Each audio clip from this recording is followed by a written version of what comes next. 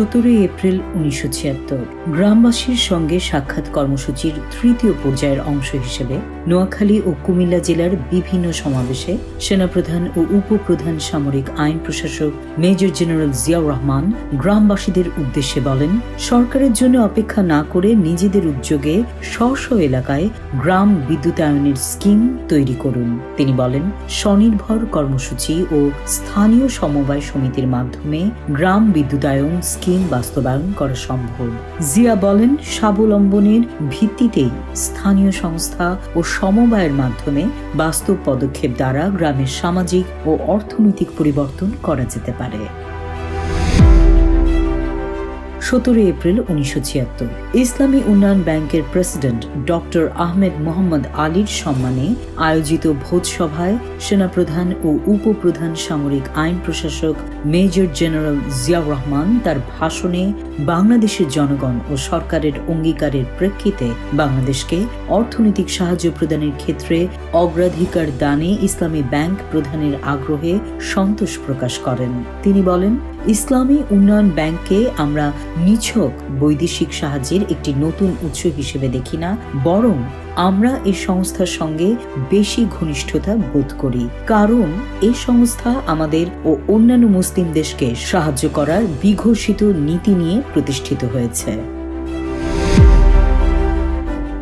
17 April 1979 বঙ্গভবনে president Ziaur Rahman ও ভারতের প্রধানমন্ত্রী শ্রী মোরারজি দেশাইয়ের নেতৃত্বে অনুষ্ঠিত হয় বাংলাদেশ ভারত দ্বিতীয় দফা শীর্ষ বৈঠক। বৈঠকে সীমান্তবর্তী নদীগুলোর সমস্যা নিয়ে আলোচনা হয় এবং কুশিয়ারার ভাঙন, খোয়াই সেচ প্রকল্প ও তিস্তা প্রকল্পের বিষয়ে 3টি বিশেষ গ্রুপ গঠনের সিদ্ধান্ত হয়। এই গ্রুপগুলোকে যৌথ নদী কমিশনের আগামী বৈঠকের আগেই তাদের রিপোর্ট দাখিল করতে বলা হয়েছে। যৌথ নদী কমিশনের বৈঠক খুব শীঘ্রই নয়াদিল্লিতে অনুষ্ঠিত হবে বলে জানানো হয়েছে। 17 এপ্রিল 1980 বঙ্গভবনে প্রেসিডেন্ট জিয়াউর রহমানের সঙ্গে সাক্ষাৎ করেন বিশ্ব ব্যাংকের প্রেসিডেন্ট রবার্ট ম্যাকনামার। 1 ঘন্টারও বেশি সময় ধরে তারা বিভিন্ন বিষয় নিয়ে আলোচনা করেন।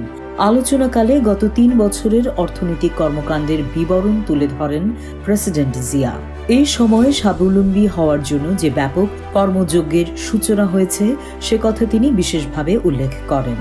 জিয়া বলেন, জাতির আশা আকাঙ্ক্ষার অনেক উন্নতি হয়েছে এবং দেশ এখন খাদ্য উৎপাদন, জনসংখ্যা নিয়ন্ত্রণ, দেশজ সম্পদের উন্নয়ন এবং শিক্ষার ব্যাপক বিস্তারে এক বড় রকমের সাফল্য অর্জনে উন্মুখ।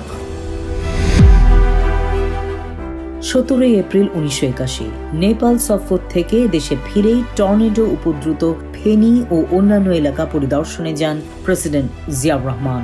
এই সময় প্রেসিডেন্ট উপদ্রুত 2টি এলাকায় যাত্রা বিরতি করেন। ক্ষেতের ফসল, বসতবাড়ি ও শিক্ষা প্রতিষ্ঠানের ক্ষয়ক্ষতি দেখে তিনি বিচলিত হন।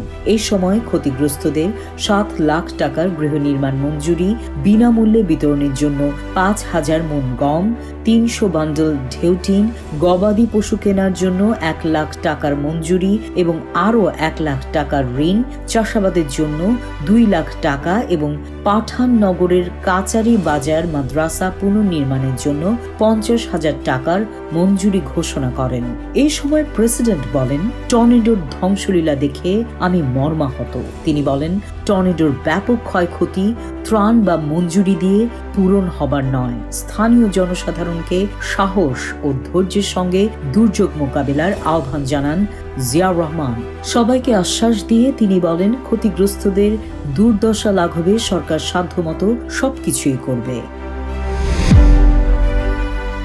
17 এপ্রিল 1981 নেপাল সফর শেষে দেশে ফিরে কুর্মিটোলা বিমানবন্দরে সাংবাদিকদের সঙ্গে আলোচনাকালে প্রেসিডেন্ট জিয়াউর রহমান বলেন, শিল্প ও ব্যবসা বাণিজ্য সহ বিভিন্ন ক্ষেত্রে নেপালের সঙ্গে বাংলাদেশের ব্যাপক সম্পর্ক গড়ে তোলা হবে। তিনি বলেন, 2 দেশের মধ্যে যে যৌথ কমিশন রয়েছে কিছুদিনের মধ্যেই তাদের বৈঠক বসবে। বৈঠকে কিছু প্রকল্প গ্রহণ করা হবে। এসব প্রকল্পে তৃতীয় কোনো দেশ বা আন্তর্জাতিক সংস্থার সহযোগিতা থাকতে পারে।